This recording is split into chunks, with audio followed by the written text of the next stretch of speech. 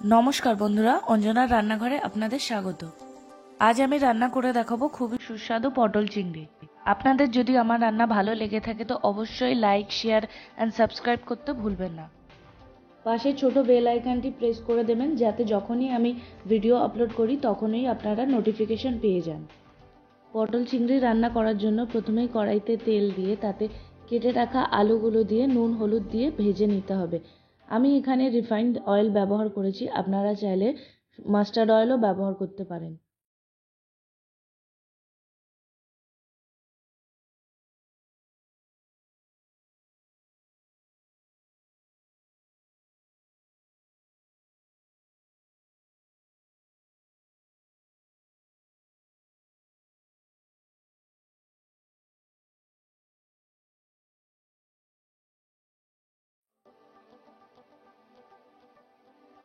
আলুগুলো ভাজা হয়ে গেলে ওই তেলেই পটল দিয়ে ভাজতে থাকবো।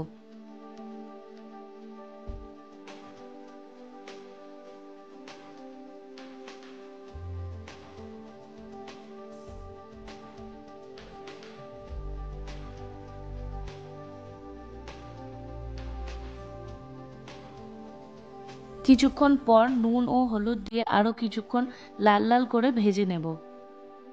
আমি চিংড়ি মাছ আগে থেকে ভেজে তুলে রেখেছি।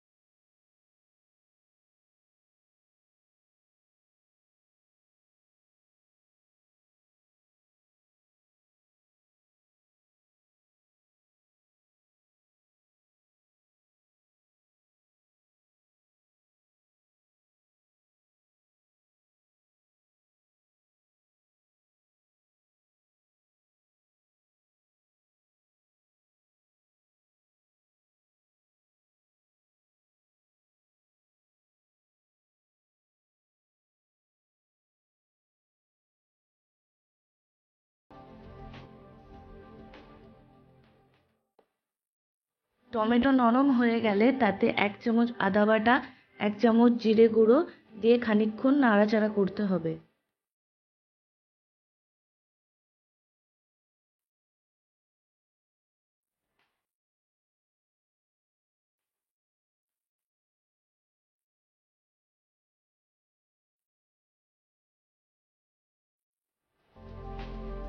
এই সময় 1 চামচ নুন, হলুদ গুঁড়ো ও 1 চামচ লঙ্কার গুঁড়ো ও সামান্য জল দিয়ে মশলা ভালোভাবে কষিয়ে নিতে হবে।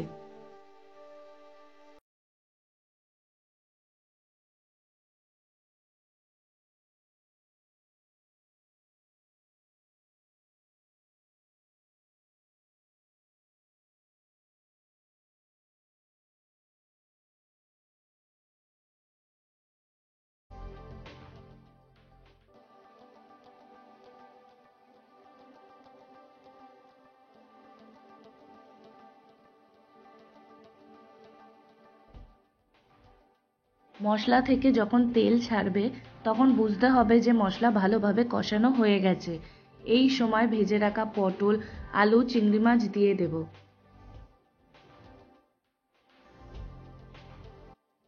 সামান্য উষ্ণ গরম জল দিয়ে সবকিছু ভালোভাবে কষিয়ে নেব।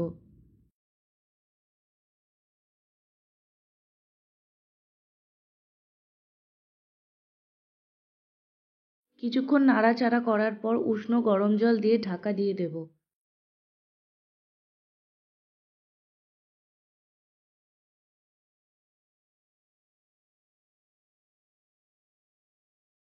ফুটে উঠলে কিছুক্ষণের জন্য আবার নাড়াচাড়া করে ঢাকা দিয়ে দেবো, যাতে আলু পটলটা সিদ্ধ হয়ে যায়।